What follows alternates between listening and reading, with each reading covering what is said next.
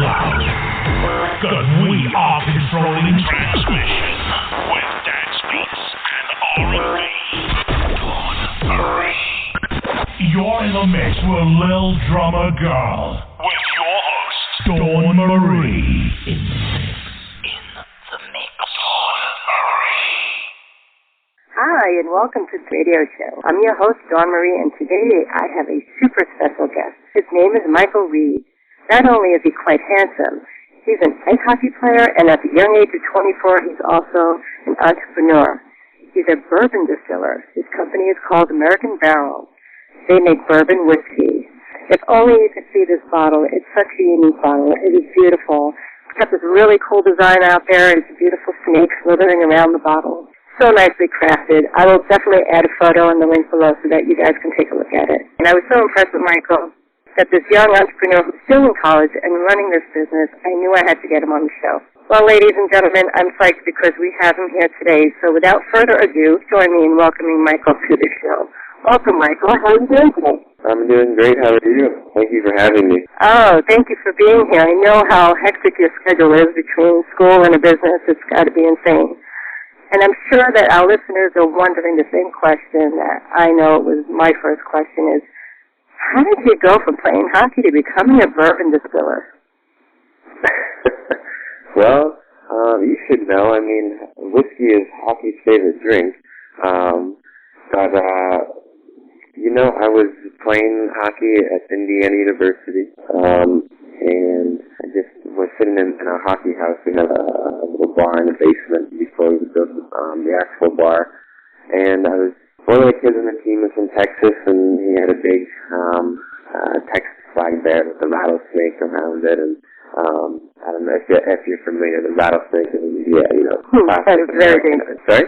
Very dangerous animal. Oh, yes, definitely, which is why it's one of the American icons, it has a rattle and it warns you. It doesn't strike unless it needs to, but if it does, well, everyone knows how that goes. So I wanted to put that in a marketing thing with the product, and everyone in Indiana drinks bourbon. I turned 21 while I was in Indiana, for better or worse, but so I started drinking bourbon, and so with the whole brand packaging image that I wanted to go with, it works perfectly. So you'd like to drink bourbon, and then you just decided, well, why not make some? I know it sounds funny, but yeah, the thing with me is my brain is always thinking about ideas or synthesizing ideas or product or marketing. I write things down constantly, 10, 15 things a day. I have thousands of those, and 90% of them are just little ideas like this bourbon, for example, or something related to it, or something completely on the other end of the spectrum. And then the other 10% of my notes are notes to go back and read my notes, because I have so many that I never go back to read them. and so yeah, it's odd for people who don't know me well that it's something that I just kind of came out of the blue to do, but really it's just one bunch of ideas that I just decided to run with, and I got support for. And timing-wise, it worked out. Bourbon is on an upswing, trending very well, and the States and overseas.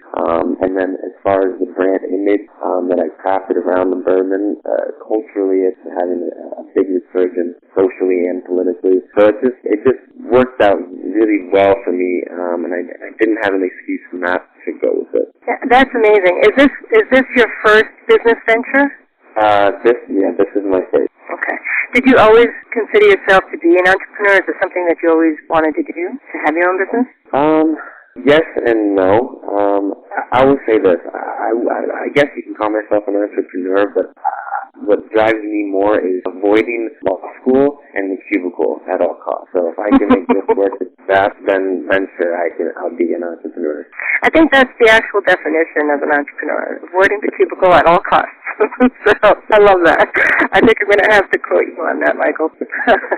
You mentioned something to me last weekend about how you have these 200-year-old whiskeys. Can you elaborate on what this means, and can you tell us a little bit about the actual distilling process? The whiskey that we make is we pull it from a barrel, we age it in a typical oak barrel for about 2 years, a little over 2 years, and we pull it out, and we have a very unique post-barrel refining system that the distillery that I use in South Carolina is the only distillery in the world that actually uses this technique for distilling and producing their bourbon.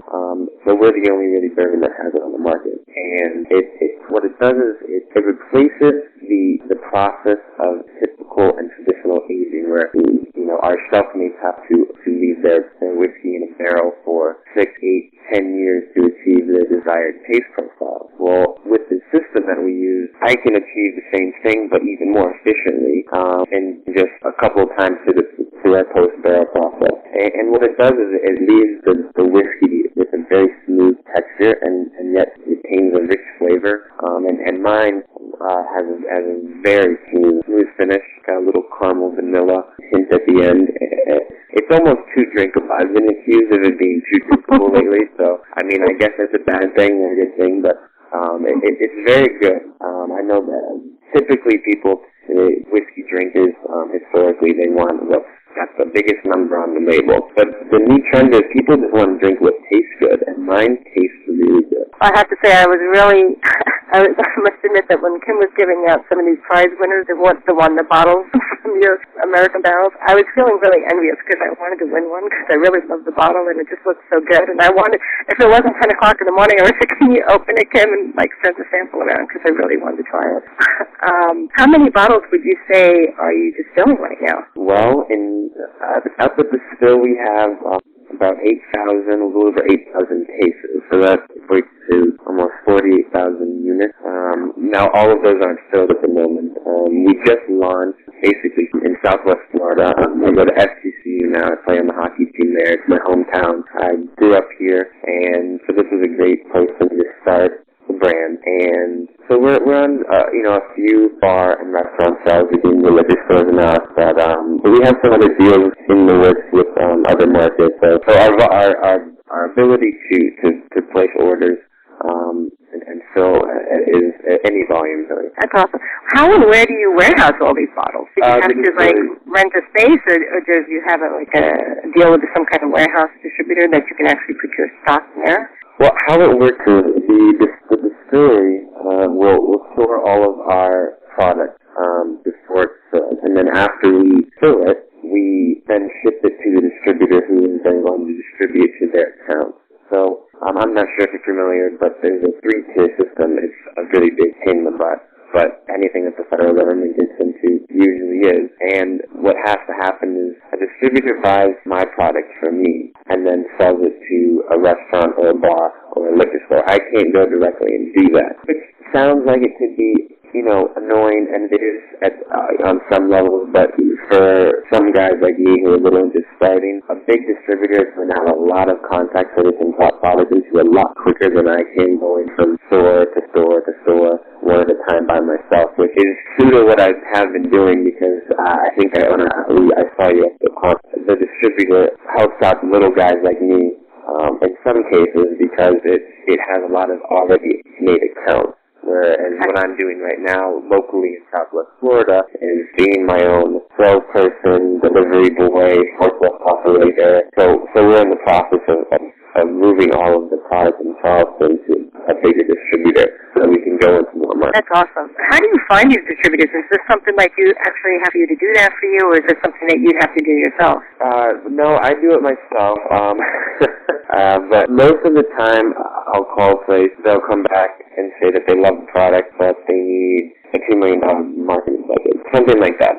And for a lot of the bigger guys, that's understandable because they're wanting to pick up a product they can put in every single state immediately, or at least sample it in every state that they distributed. So I was talking with one of the biggest distributors in the country. Fox kind of fills it out a little bit. I think we're going to revisit that now that the product has, and we can show that it's being received very well, not just by people sampling and tasting it and looking at it, but people actually buying it and then rebuying it. And but most of the distributors, it's just you have to pitch them the product. If they find you and they like you, then maybe they'll come and call you up and say, hey, we'd like to distribute your product. I've had a few smaller distributors in other states contact me about picking up the product. So it goes both ways. Awesome. Now, can you do something like that? Can you go with larger? And is that your decision to make that you can go with a couple of distributors at one time, or is it like an exclusive deal that you kind of have to stick with one distributor? Well, most of the distributors will want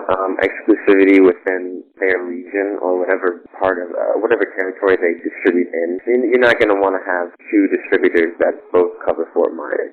Right. Okay. But you are free to go to somebody, say, in the New York City market and work with somebody out there. Exactly, yeah. I'll have, right now I'm talking to a distributor completely different than from the one I use here in Michigan, and another one again in Alberta, Canada we're looking at, and a couple other places, like I said, in Kentucky and Tennessee. So those will all be like a boutique distributors, I guess, although the one in Michigan and in Alberta are very big in those markets. That's awesome. But the end goal is to get someone like RNDC or Southern Wine, which covers 75-85% of the country, to pick up your brand. It just makes the marketing aspect a lot easier. I would think so. If you have one person who can cover all the territories, instead of having to jump around. Let me ask you this question: if someone wanted to begin a business like this, is this something that you can start, say, out of your garage, or is this only something that you can do in a really large dealer environment? Like we have all these beer brewers doing their breweries at home. Is this something you can start with at home? Well, whiskey's a little different. So the moonshining laws are different than the house brewing laws. I would say not necessarily in your garage, but you can start. It sounds when I talk about that I start and jump into this production, but really I'm very small and at the beginning still. My quantities are a little larger than some might expect when you first start off. But in order to get, the correct deals and discounting when you're getting products, more does cost less.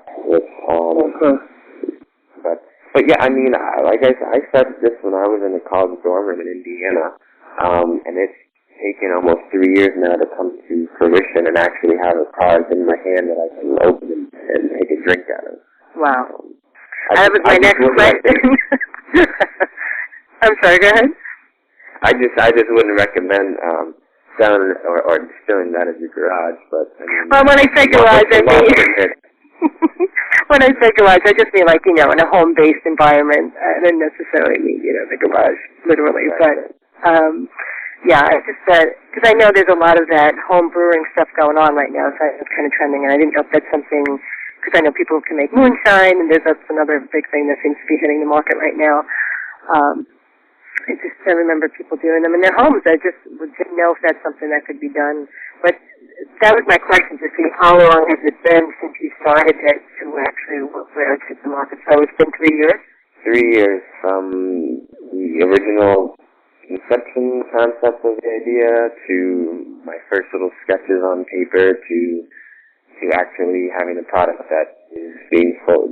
So it is a process. I will tell you that. I've learned so much over the last 3 years. I feel like I'm studying pre-law to go to law school, but just in all the legal stuff that I've had to deal with and go over in the past 2 years, I feel like I've already been to law school once or twice. So in that regard, I guess I'm learning something extra useful. But it is a lot of work that I'm not sure if I would have knew it was this much work at the beginning. I actually would have gone through with it, but I am glad I did because it taught me other than the fact that I love this idea and I think it's going to do really well. I learned that even if you have a good idea, it takes a lot of work to get that idea from paper to product and then actually from product into stores and into people. So let me ask you this question then. What would you say was one of the largest challenges you faced, whether it was the personal or the business related, and how did you overcome it? Largest challenge? Probably shopping around until I found the perfect distillery. And I went through a few, actually, and a few things you have to look at, or at least I had to look at when I was looking for a distillery that I could contract with to make the bourbon with me. And I wanted to be able to have complete control over what the recipe was. I wanted something that I was going to taste good, because I wasn't going to put something in my bottle that I wasn't going to drink. And I wanted it to be different than what else is out there on the market and stand out, but in a good way.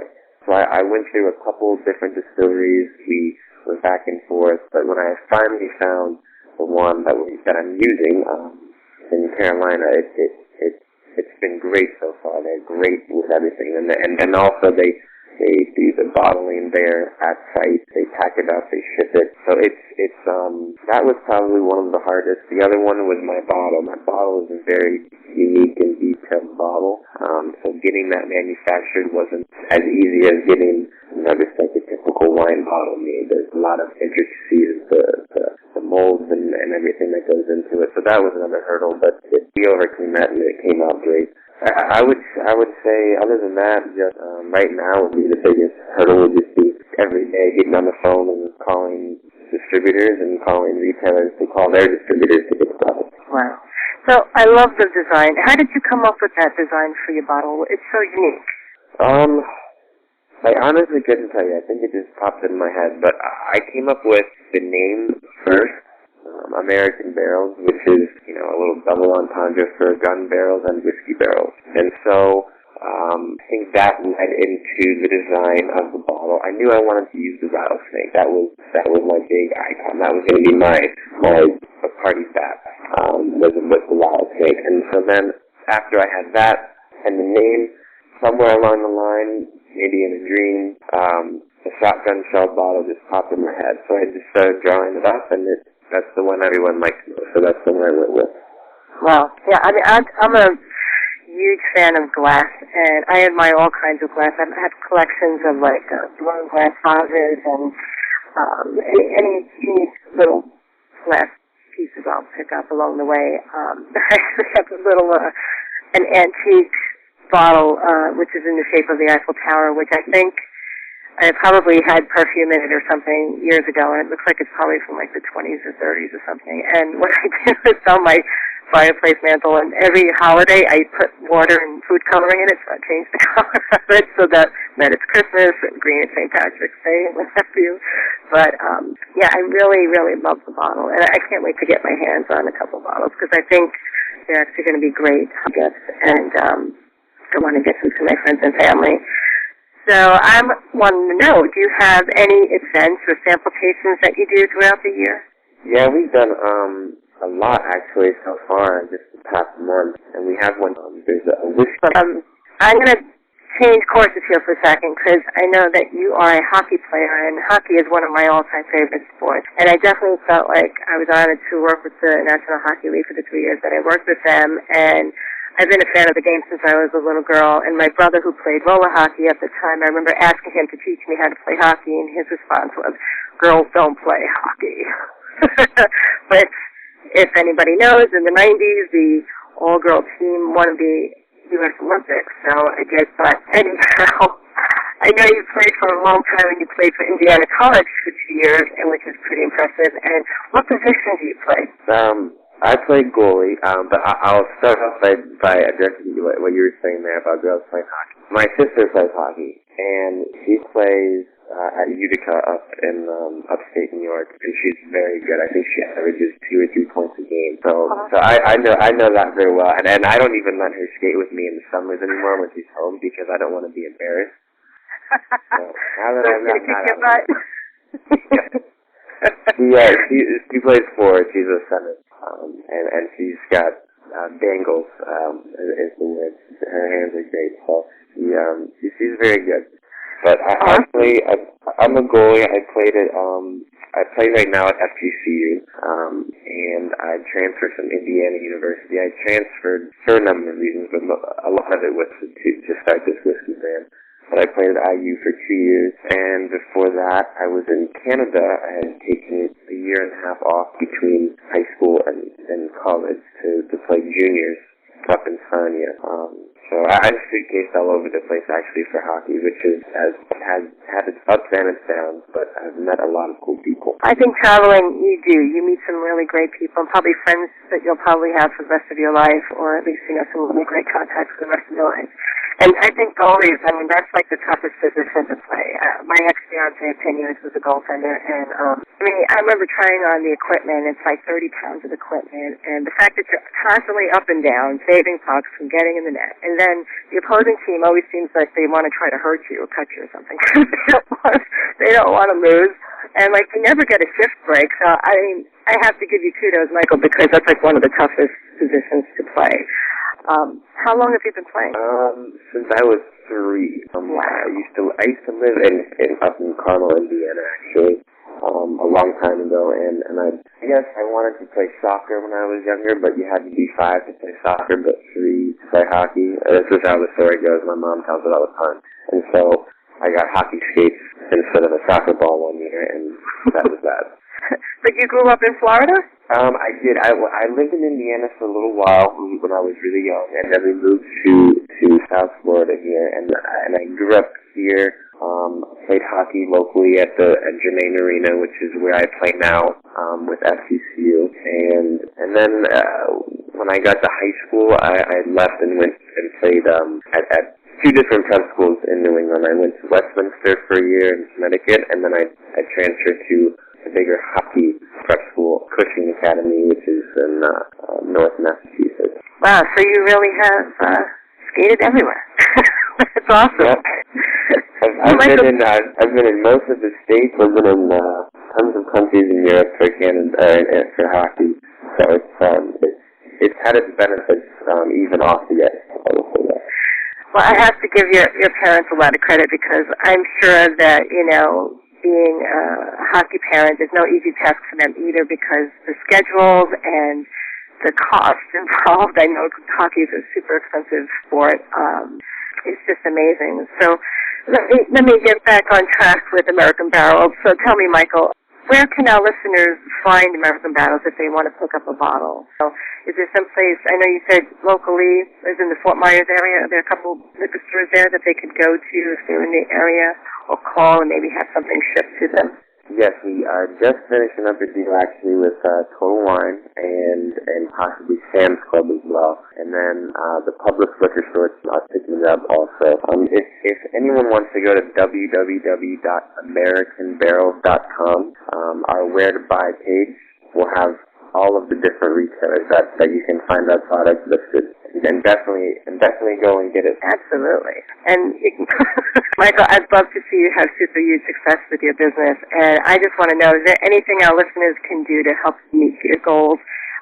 If there's any way they can stay in touch with you or help you in any way?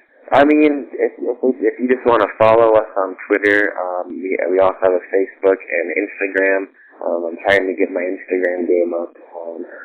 But it's all at American_barrels, and so we love the support. I get comments from people all the time on the different social media outlets. A lot of them asking when and where they can buy a bottle, which is a great thing to hear. But then it's I wish I had it next to you so you could go buy it in your local place. But hopefully soon, as I tell everybody. So I love all the support, and just tell your friends about it, try it, and share it with your friends. Awesome.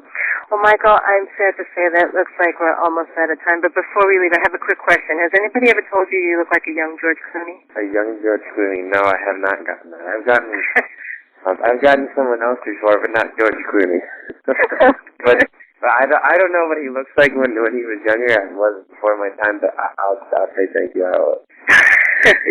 Awesome. I'd love to have you come back on the show again sometime and get a status update on you and American Battles if that works for you. Yeah, definitely. You let me know, and I would be more than happy to. Awesome. Well, thank you so much for taking time out and being my guest today. I really appreciate that. Well, thank you for having me, and I'll make sure that you get a bottle or two for Sounds good. And I just want to say to my listeners listening out there today that thank you again for listening to our show. And if you like today's show, please share it. And remember, it's never too late to begin to choose the life that you are meant to live. Bye for now.